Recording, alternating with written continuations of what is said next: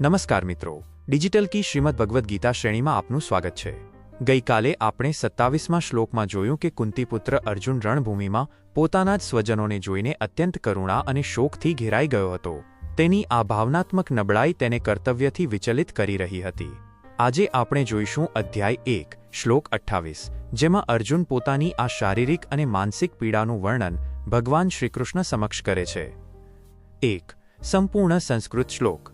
अर्जुन उवाच दृष्ट्वेमं स्वजनं कृष्ण युयुत्सु समुपस्थितं सीदन्ति मम गात्राणि मुखंच परिशुष्यति। 28 2 સરળ ગુજરાતી અર્થ। અર્જુને કહ્યું, હે કૃષ્ણ, યુદ્ધની ઈચ્છાથી અહીં એકઠા થયેલા આ સ્વજનોને જોઈને મારા અંગો શિથિલ થઈ રહ્યા છે, ધ્રુજી રહ્યા છે અને મારું મુખ સુકાઈ રહ્યું છે। 3 અને 4 પ્રશ્નો અને તેના ઉત્તરો। 1 આ શ્લોક કોણ બોલે છે? જવાબ, અર્જુન। 2 અર્જુને ભગવાનને કયા નામથી સંબોધ્યા છે? જવાબ, કૃષ્ણ। 3 અર્જુન સામે કોણ ઊભું હતું? જવાબ, સ્વજનમ એટલે કે તેના પોતાના જ સંબંધીઓ। 4 સામે ઊભેલા લોકોની ઈચ્છા શું હતી? જવાબ, યુયુત્સુ એટલે કે યુદ્ધ કરવાની ઈચ્છા। 5 સ્વજનોને જોઈને અર્જુનના શરીરમાં શું ફેરફાર થયો? જવાબ, તેના અંગો શિથિલ થવા લાગ્યા, ઢીલા પડવા લાગ્યા। 6 અર્જુનની બીજી કઈ શારીરિક સ્થિતિનું વર્ણન છે? જવાબ, તેનું મુખ સુકાવા લાગ્યું હતું। 7 અર્જુન કેમ ડરી રહ્યો હતો? જવાબ, તે મૃત્યુથી નહીં પણ પોતાના જ લોકો સામે શસ્ત્ર ઉઠાવવાના વિચારથી ગભરાઈ રહ્યો હતો। 8 સીદંતી શબ્દનો અર્થ શું છે? જવાબ, અશક્ત થવું અથવા ગળી જવું। 9 આ શ્લોક અર્જુનની કઈ અવસ્થા દર્શાવે છે? જવાબ, તે અર્જુનની અત્યંત વ્યાકુળતા અને માનસિક તણાવની અવસ્થા દર્શાવે છે। 10 આ શ્લોક કયા અધ્યાયનો છે? જવાબ, પ્રથમ અધ્યાય અર્જુન વિષાદ યોગ। 5 જીવનનો ઉદ્દેશ ભય અને તણાવનું શારીરિક વિજ્ઞાન। આ શ્લોક દ્વારા આપણને માનવ મન અને શરીરના સંબંધ વિશે ગહન માર્ગદર્શન મળે છે। મન અને શરીરનું જોડાણ।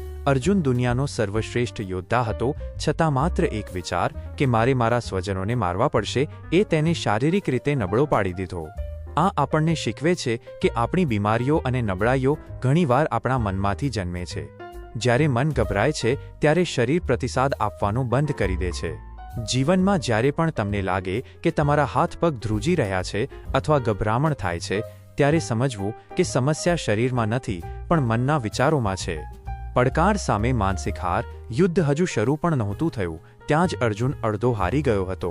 આને પરફોર્મન્સ એન્ઝાઇટી અથવા કાર્ય પૂર્વેનો ફાળ કહેવાય છે। આપણે પણ જ્યારે કોઈ ઇન્ટરવ્યૂ, પરીક્ષા કે મોટી જવાબદારી સામે જોઈએ છીએ ત્યારે ઘણીવાર આપણું મોઢું સુકાવા લાગે છે। અર્જુનની આ સ્થિતિ આપણને શીખવે છે કે જો મન સ્થિર ન હોય તો તમારી પાસે ગમે તેટલી આવડત કે શક્તિ હોય તે કામ લાગતી નથી। સ્વજનો પ્રત્યેનો આંધળો મોહ। અર્જુને સામે ઊભેલા લોકોને સ્વજન, મારા પોતાના તરીકે જોયા એટલે જ તેને આટલી પીડા થઈ। જો તેણે તેમને આત્તાઈ કે અધર્મી તરીકે જોયા હોત તો તેનું શરીર ક્યારેય સાથ ન છોડત। જીવનમાં આપણે ઘણીવાર આપણી પ્રગતિ એટલે નથી કરી શકતા કારણ કે આપણે અમુક સંબંધો કે પરિસ્થિતિઓ સાથે એટલા વળગેલા હોઈએ છીએ કે તે આપણને અંદરથી તોડી નાખે છે। નિષ્કર્ષ, તમારા વિચારો પર કાબૂ મેળવતા શીખો।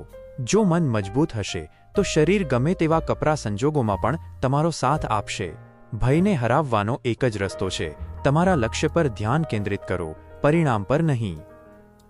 મિત્રો, આજના 28મા શ્લોકમાં આપણે જોયું કે કેવી રીતે એક મહાન ધનુર્ધર અર્જુન માનસિક મૂંઝવણને કારણે શારીરિક રીતે લાચાર બની ગયો।